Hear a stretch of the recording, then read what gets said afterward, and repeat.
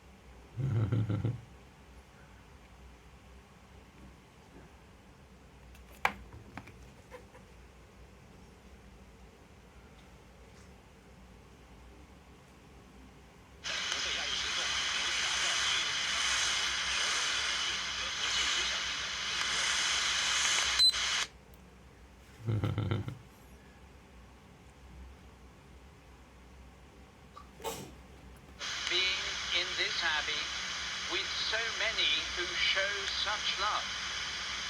You work with charities and organizations. You build community. You serve the nation in armed forces, in emergency services, and so many other ways.